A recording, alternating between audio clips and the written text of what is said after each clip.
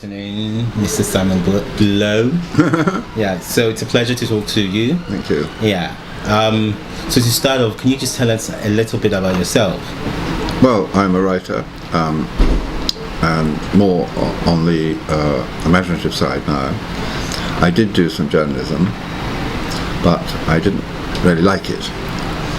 And yes, I was doing special kinds of journalism, but not, the guys, and it wasn't what I wanted to do. But I had to find the money because of the disinheritance of my father. I live at the heartbreak of things. I won't believe what I see. She's my mother. How could she not know me? I'm going to call Matthew. He at least knows me. And Joshua, where is Joshua? He's always vanishing. Joshua! So that's what and I always wanted, since I was age of 15, 14, I wanted to write my own stuff.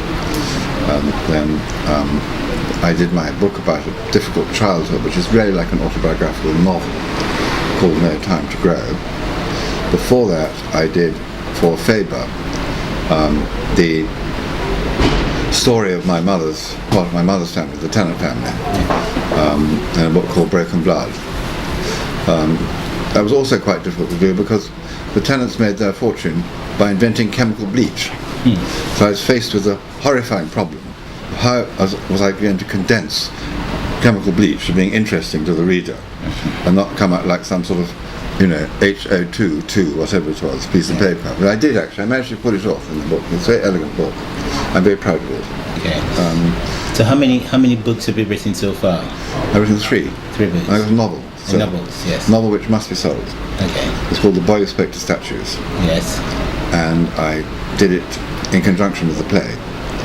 So I very much hope that there will be an energetic publisher who will sell it. I had a very good write-up from W.H. Smith's main bookseller, the person who distributes all the travel places, But I left it until the play came on because the play has upped my name and that.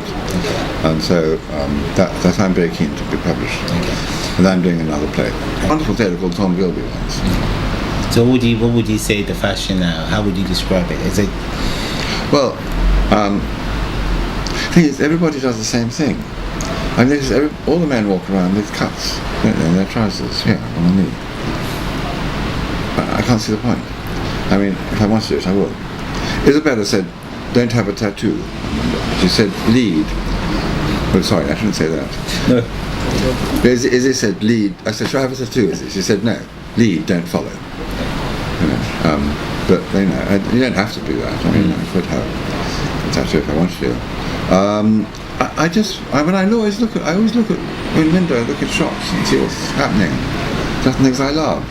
I think Paul Smith makes the most beautiful handmade shoes, which are made in Italy, and he very sweetly gave me a 40% discount for a few things, which was very kind of him.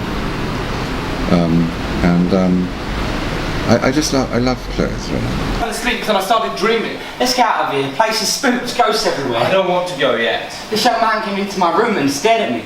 I put out my hand. He vanished. Well. Let's go. No. There are things happening. We must think of us. Don't leave me. Where are you? This house can get lonely. The Old Red Lion, where my play is, Stuart wanted to do it 3 years ago, but we had to find the money. But apparently they get about 1,000 plays sent them a year, most of which have to be binned, I think.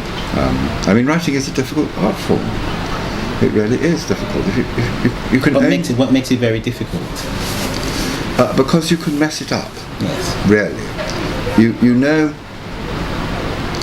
I remember a famous American writer saying, called Catherine Ann Porter. She said, "I like a carpenter that sits at his desk. I let the chips fall where they may. But I know when I haven't done it, and I know when I have done it." It's sort of a bit like that. You're always working, and getting it right. I'm trying to think who it was quite a famous person said that writing is an act of courage. That you have to be courageous. So what advice would you have for the up-and-coming playwrights of our genre now? To have a good subject. Yeah. Have a good subject. Get the storyline together. avoid too many obvious things, like, you know, I mean, do you think how many people are going to write a play about Brexit? It must be awful. You know, things like that. I wouldn't want people. I don't like political stuff anyway. I don't think the world is driven by politics. I think the world is driven by human beings.